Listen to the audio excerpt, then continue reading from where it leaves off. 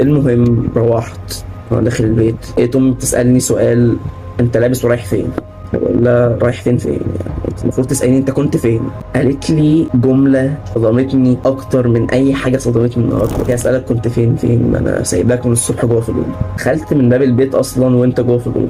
الصدمه نزلت عليا كده ازاي؟ بقول لها يعني ايه؟ قلت لها، رديت عليا كده اقول لها يعني ايه؟ خرجت امتى اصلا؟ فدخلت الاوضه على طول لقيت الكتاب مفتوح قدامي على المكتب. الكتاب اللي انا قافله وسايبه وحطه في الدرج ده كده فتح ازاي وطلع هنا مفتوح هنا ازاي؟